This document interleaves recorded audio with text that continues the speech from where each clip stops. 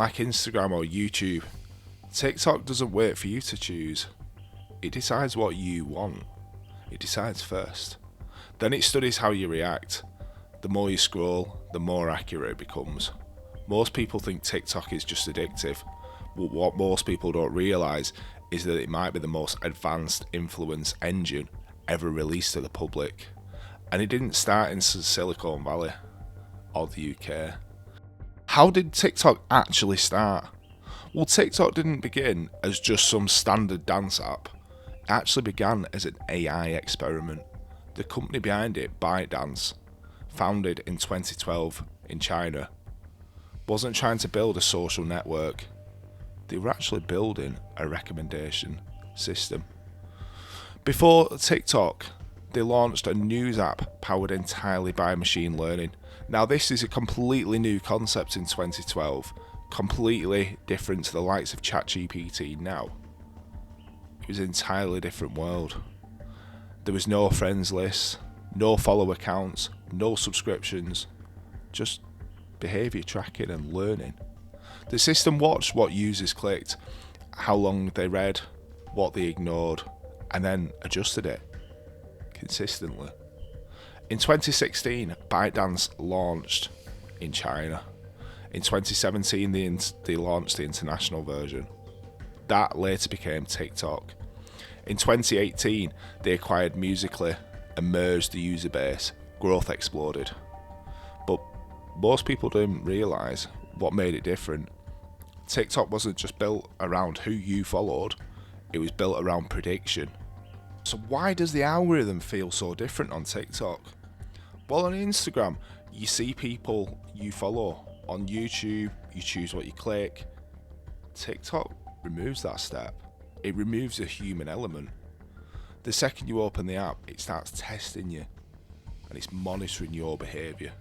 It tracks how long you watch, if you replay, if you scroll instantly, how quick your thumb slows down. It doesn't actually ask what you like, it measures what you react to, and within 30 minutes your feed starts to shift. Pause on fitness content, you'll see more. Watch relationship drama, you'll get more of that as well. Even if you stop on conspiracy theories, the system notices. And here's the key detail. The algorithm doesn't prioritise on what you particularly enjoy. It prioritises on what keeps you watching. They want you doom scrolling. They want you locked in. The controversy keeps you watching. The fear keeps you watching. The outrage keeps you watching. And the attention is actually in the product. In 2020, global lockdowns surged. TikTok downloads increased. Millions joined. And some users began noticing something strange. The feeds were becoming extreme. People who watched anxiety-related videos reported seeing an increased amount of mental health content. Users engaged with weight loss clips began receiving drastic transformation videos. Political content became more polarised. Conspiracy content spread faster. This wasn't because someone at TikTok was manually selecting those videos. It was reinforcement. If a certain type of content held someone's attention slightly longer, the system amplified it, and over time feeds became narrower, more specific, more intense. Two users could sit next to each other, could open that app, they could experience a completely different version of reality. That wasn't a glitch. It was TikTok's design to keep people engaged. Then came the political backlash. TikTok is actually owned by ByteDance, headquartered in China. That then raised concerns in the US, because in 2020, Donald Trump, who was president at the time, attempted to actually ban the app. The concern was centered around data access. Chinese national security laws can require companies to cooperate with intelligence services. TikTok denied sharing US user data with the Chinese government. Under President Joe Biden, investigations continued. Executives were questioned in public hearings. But the deeper concern wasn't just data. It was the influence that TikTok had on people, the grip it had on people. Because if an algorithm determines what millions of people see each day, It can shape topics and trends. It can spread narratives. What feels normal and influence doesn't require direct control.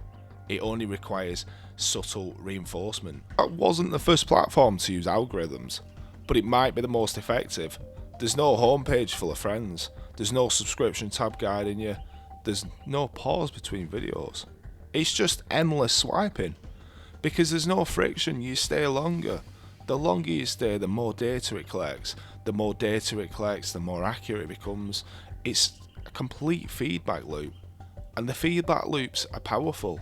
The system doesn't need to tell you what to think. It only needs to decide what you see repeatedly. And over time it shapes perception. What feels common, what feels urgent, what feels true. Most users never actually notice the shift because it happens so gradually. You don't even see it. TikTok isn't actually evil, but it is different. It represents a shift of how media works. For decades, humans curated information. Now, prediction models do. And those same models are optimized for one thing: dopamine hits, engagement, not balance, not truth. Engagement and dopamine hits. And when engagement becomes the priority, the most emotionally charged content rises to the top. That's the scary side of TikTok. Not the dances, not the trends, but the invisible system deciding what billions and billions of people see next. And most of them never even question it. They're just fixated on the dopamine hits. And for a while, I was too. Decades, social media connected people to people. TikTok connected people to algorithms. But what we're seeing now is we're entering that next phase. We're entering a phase of AI generated influences. People that are not even real. And we're watching them. AI edited content. AI personalized feeds. And if TikTok's this powerful now, what happens when the content itself is also AI generated? When the same system that studies you also creates what you see? Because that's not entirely theoretical. That's already starting. Future of media. That feels massive. TikTok's format is extremely powerful because it's short, it's fast, it's emotional, it's highly shareable. If a fake clip spreads for even a few hours, it can rack up millions of views before corrections ever catch up. Deepfake technology has improved drastically. Faces can be swapped, voices can be cloned, events can be fabricated, and on a platform that's built around rapid consumption, most users don't even stop to verify. They'll scroll, they'll react, they'll get angry, they'll get sad, they'll share. TikTok didn't invent AI, but it created the perfect platform for AI generated to spread and dominate the internet, because the algorithm doesn't ask, is this real? It asks, did people watch it? And as AI tools become more accessible, the line between authentication and artificial continues to blur. What's the result? Well, it'll be an environment where perception can be shaped not just by recommendation, but by fabrication. The scary side of TikTok isn't just one feature, it's the combination. An algorithm that studies you, a system built for optimization, for attention. It's the dopamine hits that humans consistently crave, and TikTok knows that. It's a future where the content itself might not even be real, but that doesn't mean every video on there is fake. It doesn't mean the app's evil, but it does mean something fundamental has changed.